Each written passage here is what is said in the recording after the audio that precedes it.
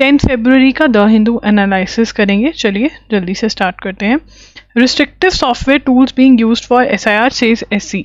तो supreme court कह रहा है कि जो स्पेशल इंटेंसिव रिवीजन हो रहा है वो सॉफ्टवेयर के थ्रू चेक कर रहे हैं लोगों का डाटा, और सॉफ्टवेयर निकाल रहे हैं कि हाँ इसमें प्रॉब्लम है। तो वो जो सॉफ्टवेयर है वो बहुत ही रिस्ट्रिक्टिव है, अकोमोडेटिंग नहीं है, और लोगों को छोटी छोटी बात के लिए बुलाया जा रहा है एक्सप्लेन करने के लिए कि भाई तुम्हें क्यों ना निकालें। ठीक है ना, तो वो ये कह रहे हैं कि ये एक प्रॉब्लम है। तो आगे देखते हैं इसमें क्या होता है। ऑपोजिशन कह रही है कि जो लोकसभा के स्पीकर है ओम बिरला, उनको रिमूव करना चाहिए, क्योंकि जो स्पीकर होता है, जो लोकसभा सभा का स्पीकर होता है, वो नो डाउट वो एक पार्टी को बिलोंग करता है, बट जब वो स्पीकर बन जाते हैं ना तो वो सभी पूरे हाउस के लिए कॉमन हो जाते हैं। बट वो कह रहे हैं कि वो साइड्स ले रहे हैं, जो पीएम वाली उसमें हुआ, राहुल गांधी को बोलने नहीं देते हैं।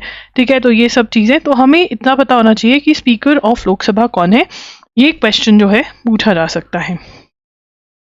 Delhi police to probe leak of former army chiefs book. तो जो फॉर्मर आर्मी चीफ की बुक है, ठीक है ना, तो दिल्ली पुलिस फॉर्मर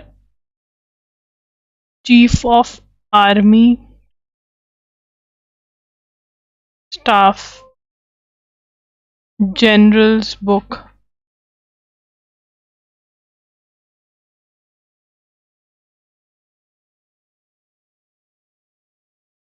लीक।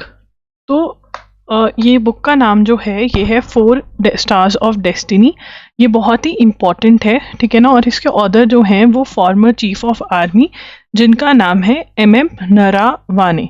तो दिस इज़ वेरी इंपॉर्टेंट, क्योंकि राहुल गांधी ने इस बुक को कोट करने की कोशिश करी थी, बट क्योंकि इसको पब्लिकेशन की अभी अप्रूवल नहीं मिली है तो उन्होंने, ठीक है ना, इसको कोट नहीं करने दिया ओम बिरला ने, और इसी वजह से ऑपोजिशन कह रही है कि Om Birla who is the speaker of Lok Sabha, उनको स्पीकर की पोस्ट से हटा देना चाहिए।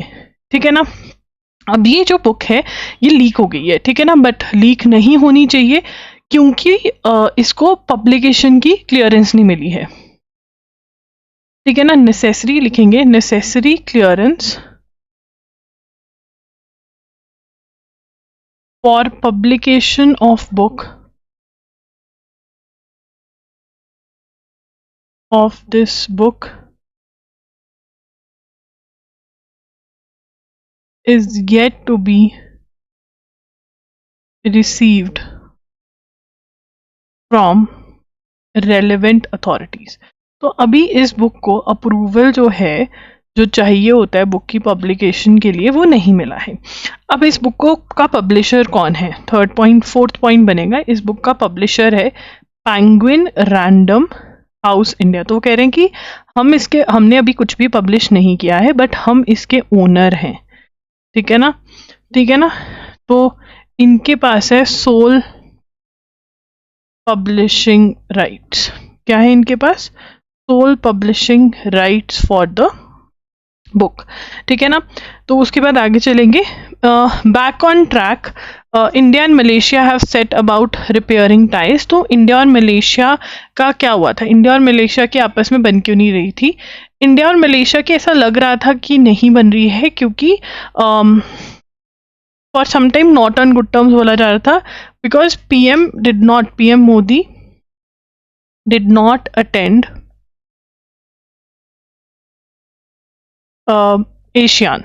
तो कुआलालंपुर में एशियान समिट हुई थी, ठीक है ना, 2025 में, और वो पीएम ने पहले अटेंड करनी थी और फिर अटेंड नहीं करी। बट अब दूसरा चीज़ था कि पाकिस्तान पीएम होस्टेड इन अक्टूबर 2025। तो अब पाकिस्तान के पीएम को होस्ट कर रहे हो तो वो भी गुस्सा दिखाना था, और यही मेजर रीज़न माना गया पीएम मोदी का ना जाने का एशियान में। बट अब इनके बीच में एमओयू साइन हो रहे हैं, ठीक है ना, 2026 में एमओयू साइन हुए हैं इंडिया और मलेशिया के बीच में, और ये मेजरली जो एमओयूज हैं ये सेमीकंडक्टर्स के रिगार्ड में हैं। ठीक है, तो ये बहुत ही अच्छी बात है। और अभी ये कह रहे हैं कि negotiation on reviewing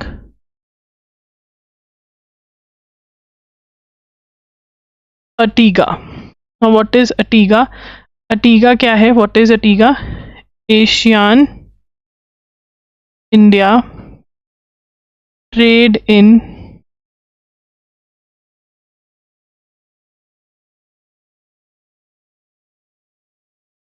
goods agreement. ठीक है, तो वो अभी वो नेगोशिएट करेंगे। वो कह रहे हैं ज़्यादा नेगोशिएट इसलिए नहीं हो पाई क्योंकि पीएम मोदी ने एशियान नहीं विजिट किया। ठीक है, उसके बाद एक बहुत ही इम्पॉर्टेंट और नई काइंड ऑफ न्यूज़ जो है वो पढ़ेंगे, that is related to Kimberley process. Kimberley process, that is KP for the year 2026। ठीक है ना, केपी फॉर द ईयर 2026। तो Kimberley process for the year 2026। Now what is KP? KP is a multinational mechanism. तो इसको हम लिख लेते हैं और साथ साथ में आपको समझ में आ जाएगा फॉर श्योर। ठीक है ना, तो KP is a multinational mechanism. KP क्या है? केपी एक मल्टीनेशनल मैकेनिज्म है और structure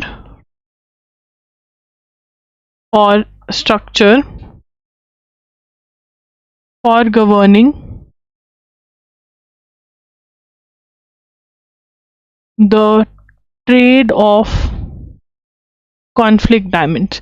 so basically conflict diamonds होते हैं रफ डायमंड्स। तो हम मार्केट में डायमंड्स देखते हैं, जो डायमंड्स डाले जाते हैं, ये डायमंड्स पॉलिश डायमंड्स होते हैं। तो कॉन्फ्लिक्ट डायमंड्स जो होते हैं, अगर उनकी ट्रेड अलाउ होती है तो वो सही नहीं है, तो उसको रोकने के लिए ये किम्बरले प्रोसेस स्टार्ट हुआ। ठीक है ना, mechanism to govern the conflict diamonds. And what are conflict diamonds? The rough, they are the rough और pre-polished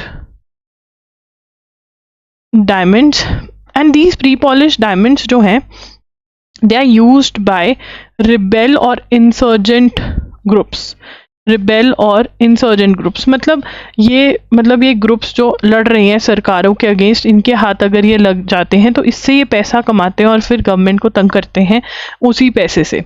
ठीक है ना, तो इसीलिए मतलब ये रिबेल और इंसर्जेंट ग्रुप्स के पास ना जाए, इसलिए केपी प्रोसेस बनाया गया है। ठीक है ना, अब इसके बाद में केपी प्रोसेस कब इनिशिएट हुआ था?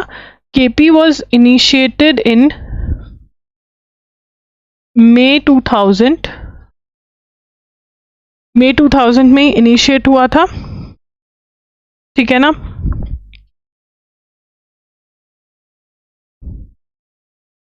May 2000 में इनिशिएट हुआ था। जस्ट अ मिनट,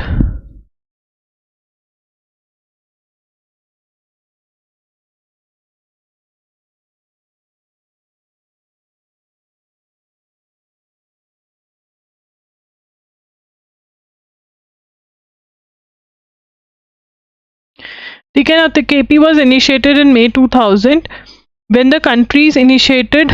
ठीक है, लिखेंगे ये when the countries initiated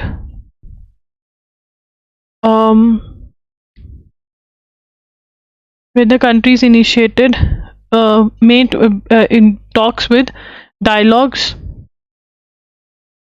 countries of South Africa. The KB was initiated when the countries of South Africa initiated dialogues.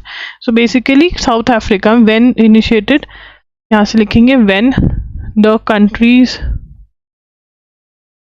of South Africa initiated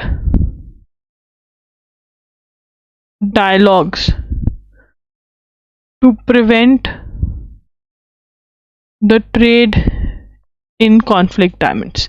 So basically conflict diamonds क्या है? Unpolished diamonds.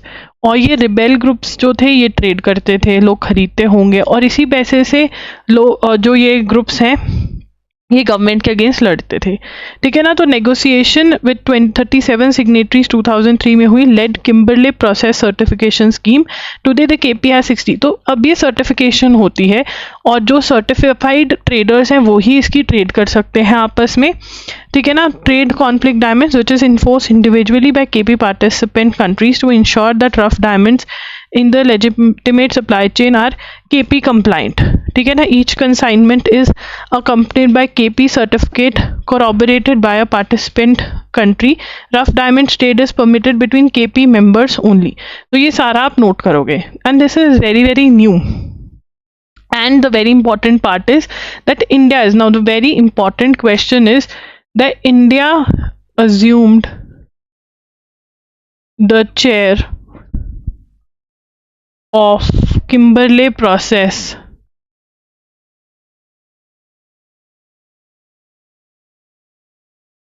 for the year 2026, ठीक है ना। Okay, अब आगे चलेंगे। तो यहाँ पर ये हमें और डाटा दे रहे हैं कि मोस्टली 85% रफ डायमंड्स कहाँ पर पाए जाते हैं, इन कंट्रीज में पाए जाते हैं, और इंडिया तो इनका सबसे बड़ा इम्पोर्टर है।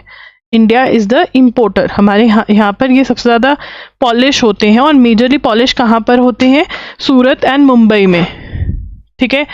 सूरत और मुंबई में सबसे ज़्यादा होते हैं, तो ये भी नोट करना है, this is very very important. Okay, उसके बाद आगे चलेंगे।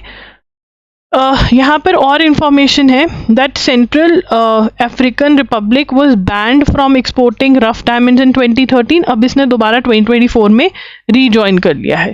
तो this is very very new and very very like for the first time I am also listening about it, therefore it is important, ठीक है। तो केरला में रेल का जो इशू है वो बहुत ज़्यादा हो गया है। तो बेसिकली केरला में रेल का क्या इशू हुआ है ये डिस्कस करेंगे। तो केरला में प्रपोजल है केरला रेलवे इशू। तो केरला में प्रपोज कर रहे हैं फॉर हाई स्पीड, क्या प्रपोजल फॉर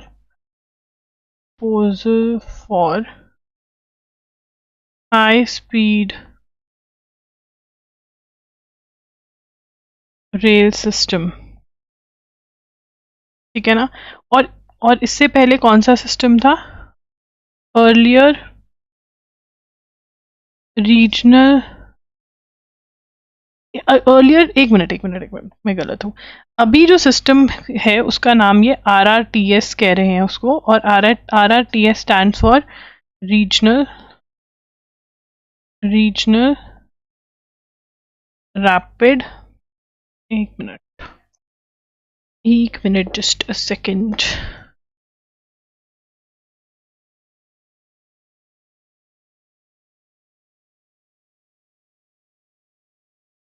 उसको ये कह रहे हैं रीजनल रैपिड, यस अब ठीक है, मेरा टेबल थोड़ा सा हिल रहा था, अब दोबारा से हिल रहा है। यस, ये है रीजनल रैपिड ट्रांजिट सिस्टम। तो ये वाला रेलवे सिस्टम ये लेकर आ रहे हैं क्योंकि कनेक्टिविटी बढ़ानी है केरला में, और कह रहे हैं कि ये वाला सिस्टम ज़्यादा बेटर है, ठीक है। जो पहले लेकर आ रहे थे अर्लियर, कौन सा लेकर आ रहे थे, अर्लियर सिल्वर लाइन प्रोजेक्ट लेकर आ रहे थे, जो कि semi high speed rail project था, और जिससे रिलेटेड बहुत ज़्यादा प्रोटेस्ट भी हो रही थी क्योंकि इन्वायरमेंट को बहुत इफेक्ट करने वाला था, ठीक है। अब जो RRTS है उसमें क्या होने वाला है, ये हाई स्पीड रेल है और ये क्या करेगी, connectivity travel with in state from Thiruvananthapuram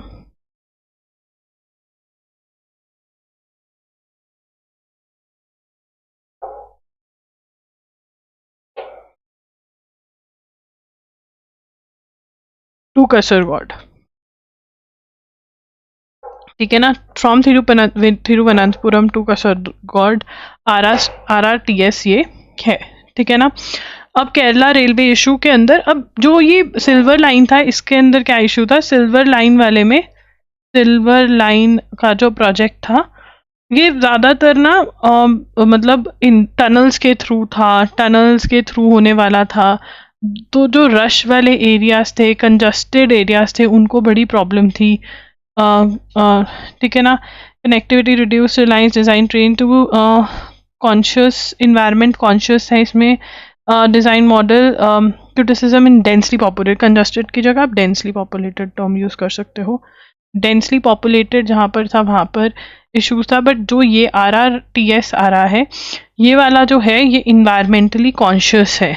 मतलब यहाँ पर जो भी कंस्ट्रक्शन वर्क होगा वो इन्वायरमेंटली कॉन्शियस कंस्ट्रक्शन वर्क जो है वो होने वाला है।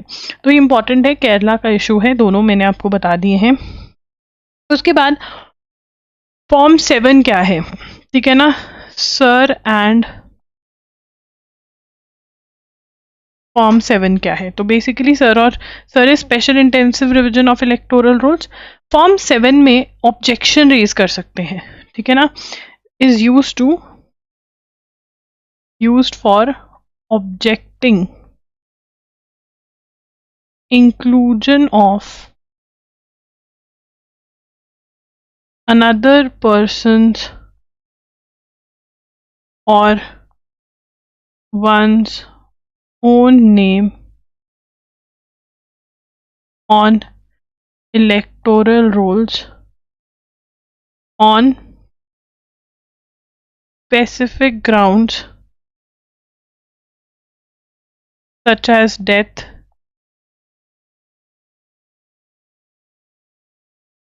duplication और शिफ्टिंग ऑफ रेजिडेंस। मतलब आप या तो कोई और कि भैया इस बंदे को कैसे ऐड किया आपने इलेक्टोरल रोल्स में, या आप खुद भी कह सकते हो कि मेरा डुप्लीकेट है भाई, तो ये ऑब्जेक्शन के लिए होता है। अब अर्लियर क्या था, earlier objection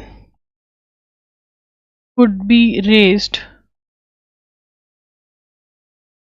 only persons from the same booth or station were allowed. Persons from the same booth or station were allowed to raise objections, ठीक है ना। बट अब 2022 से allow any voter in the constituency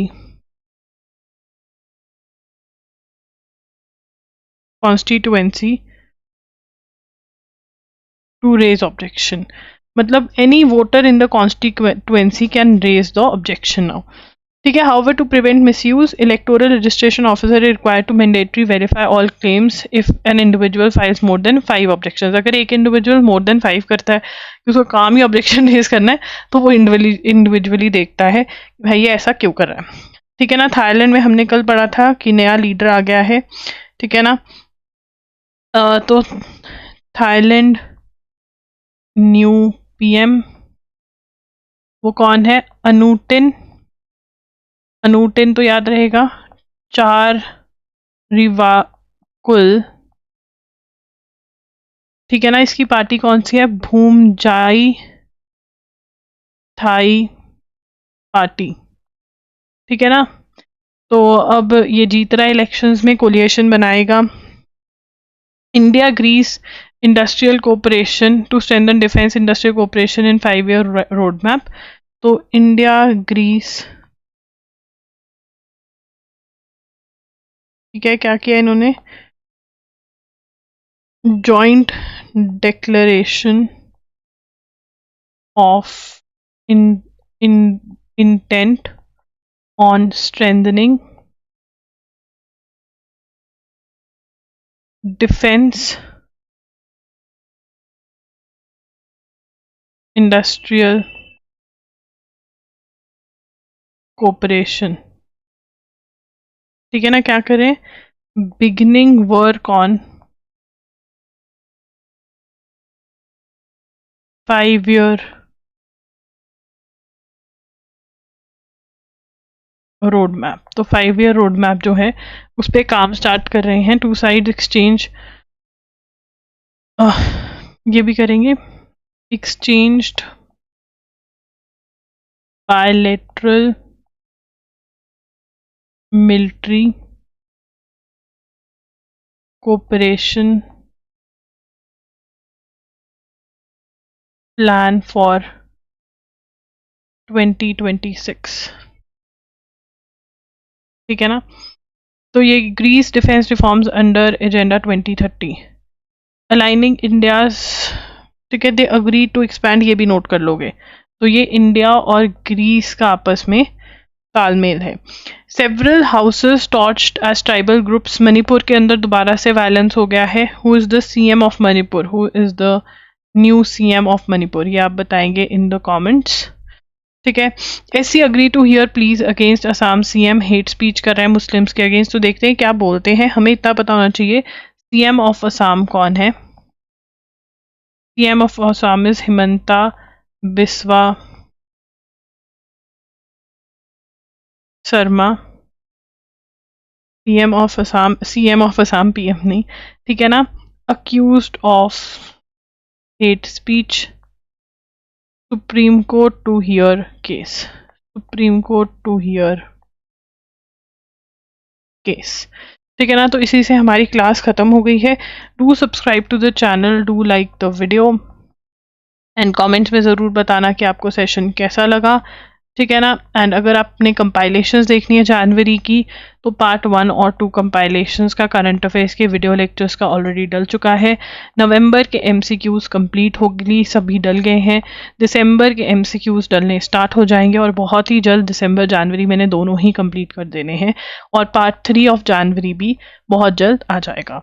ठीक है। Thank you for watching, all the very best, bye bye, take care.